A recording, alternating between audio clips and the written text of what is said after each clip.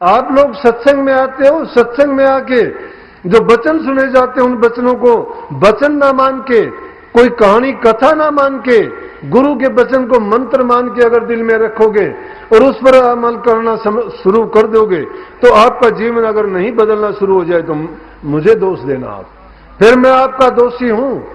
लेकिन आप जब करना नहीं चाहते हो, आके मुझे कहते हो कि जी दया करना, अरे तुम किसी के पास भी जाके करना, दया तो परमात्मा ने बहुत की है, उन्होंने दया करने में कसर नहीं छोड़ी।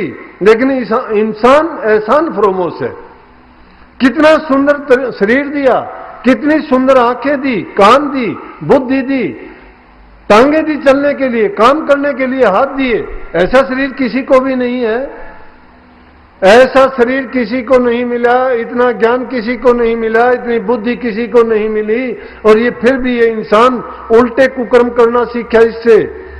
फिर कोई छोटी सी भी कोई बात होती है, करता खुद है, उसके कर्म का कर्म फल और परिणाम है, उसका दोष परमात्मा को देते हुए फिर देर नहीं करता है। इसलिए मैंने कहा कि इंसान एहसान फरोमोश है। अरे उस परमात्मा का भी ये शुक्रगुजार नहीं तो गुरु का कहां से शुक्रगुजार होगा। इस शुक्रगुजारिता का जब तुम्हारे मन के अंदर ये विचार पैदा हो जाएगा, जरा कभी समय निकाल कर अपने बारे में सोचा करो कि प्रभु ने कितनी हम पर कृपा की है, कैसे कैसे उपहार हमें बख्शे हैं, और फिर भी हम उससे किए क्या जा रहे हैं। अरे एक है कि जिससे हम अच्छा काम कर सकते हैं, और वो अच्छा काम क्या है, इससे बढ़ के कोई अच्छा काम नहीं है। नाम की कमाई जीव जो करता है उससे बढ़ के कोई अच्छा काम नहीं है। वो किसी को दूसरे की चीज नहीं, अपने निमित्त काम है।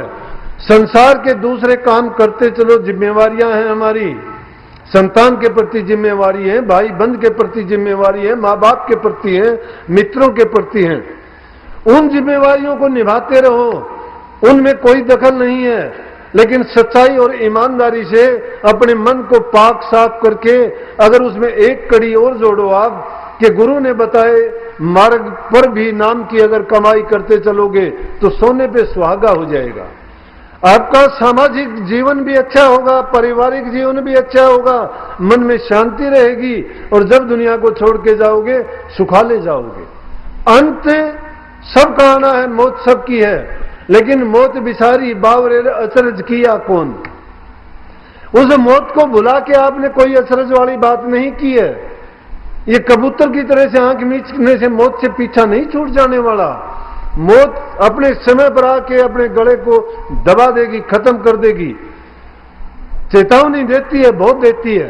लेकिन सतगुरु तो आपको वचनों के माध्यम से सत्संगों में नित्य प्रति यही तो कहते हैं कि सांस का पता नहीं है आएगा कि नहीं आएगा, एक कदम रखते हो अगले का भरोसा नहीं है। हम पीढ़ियों तक के दावे करते हैं, काल कल करते हैं, काल कल काल के हाथ है, हमारे हाथ नहीं है। तो क्यों ने जो शुभ काम करना है, जो हमारे हितकर है, जो हमें फायदा देने वाला है और सिर्फ हमारे लिए है, जो दूसरे किसी के लिए नहीं, फिर उस काम को क्यों नहीं वक्त से कर लेते। तो वो क्या है प्रेमियों, सतगुरु से नाम लेके एक निश्चित समय बनाओ, निश्चित समय बनाओ, निश्चित समय बना के अपने उसे सब प्रकार की जो मन में उठने वाले ख्यालात हैं, दुनियादारी की बातें हैं, जो हमने किया है, जो आगे करना है, कुछ समय के लिए अपने दिमाग की सोच को रोक के और उसको प्रभु की तरफ लगाओगे। जब उसे नाम में लीन कर दोगे तो आप थोड़े से समय में ही ये बात पालोगे कि आपके पूरे दिन का किया हुआ काम, आपकी मन की थकान, शरीर की थकान सब एक पल भर में दूर हो जाएगी। क्योंकि नाम जो रति एक है, पाप जो रति हजार, रंच घट में सांस रह जाल करे सब चार। अरे पाप हजार रति को भी एक रति नाम इस प्रकार से भस्म कर देता है, जिस प्रकार से करोड़ों मन लकड़ियों के ढेर को आग की एक छोटी सी चिंगारी जला के एक पल में स्वाह कर देती है। नाम में ऐसी ताकत है, नाम एक पल में कोटि करोड़ों को पार उतार सकता है। और जग रूपी संसार से, इस भव सागर से तरने के लिए अकेली नाम रूपी नाव है। जिसमें बैठ के पार जा सकते हो, और कोई साधन नहीं है, और साधनों से मुक्ति नहीं है। मैंने पहले भी कहा था कि मान बढ़ाई मिल जाएगी, इज्जत मिल जाएगा, सम्मान मिल जाएगा, और झूठा अभिमान आ जाएगा कि मैंने ये किया, मैंने ये दान कर दिया, मैंने ये पाठशाला बनवा दी, मैंने धर्मशालाएं खुलवा दी, मैंने भूखे नंगियों को खिला दिया। कोई बड़ी बात नहीं है। परमात्मा ने आपको इस लायक बनाया है तो दो सबको। दे धरा तो दे, तू दे दे कुछ दे, देखे हो जाएगी, फिर कौन कहेगा दे। अगर दे धराई है तो दे कुछ, देने लायक है तू। अगर तू देने लायक नहीं है, तेरे से कौन मांगने के लिए आएगा। भिखारी से कोई मांगने जाता है?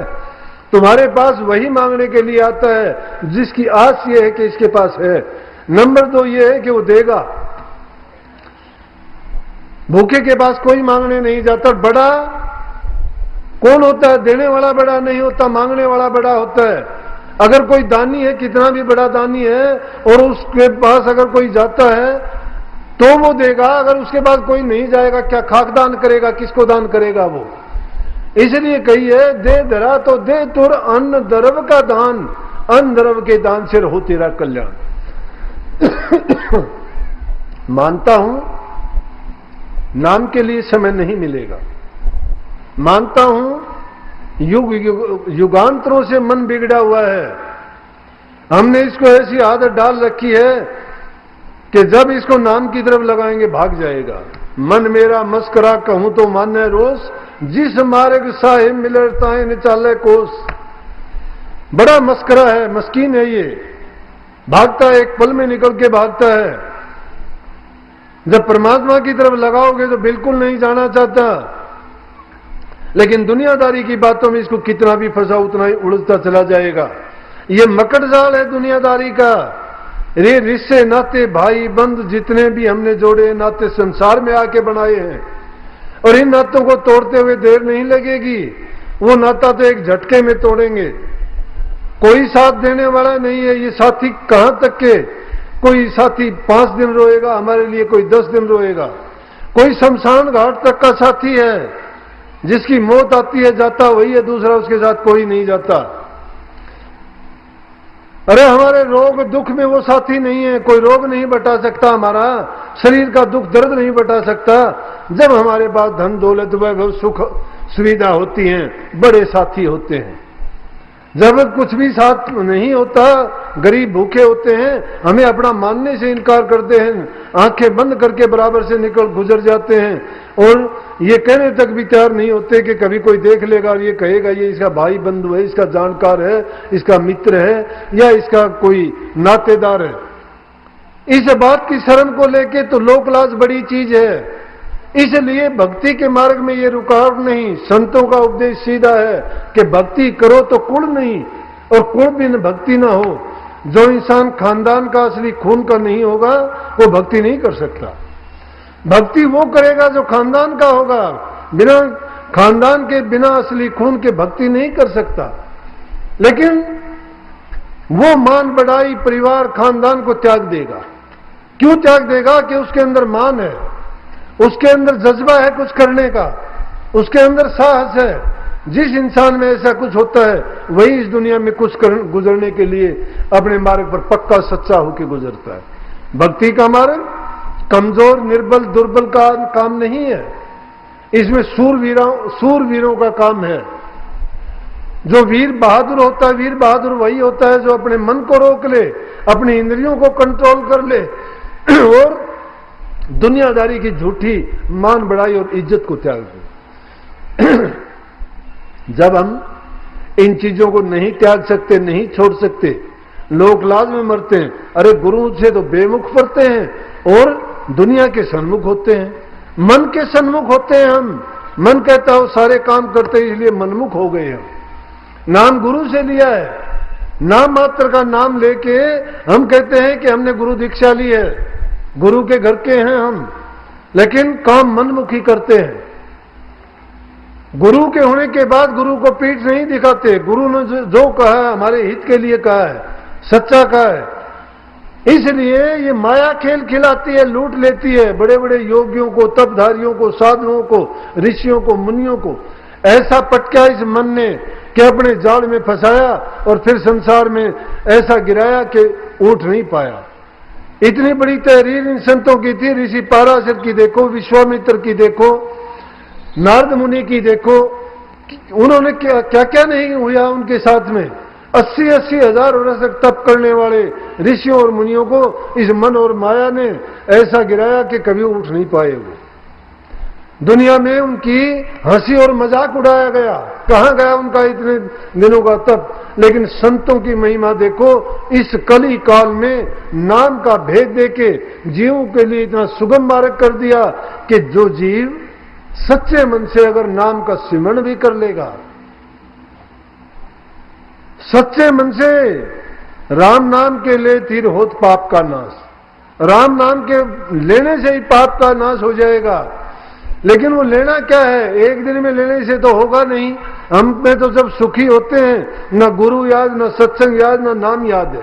लेकिन जब थोड़ा दुख पड़ता है सभी देवताओं को मनाने लगते हो, कभी हनुमान जी को, कभी देवी को, कभी गुरु को, कभी पीर को, सब याद आते हैं, कभी परमात्मा को।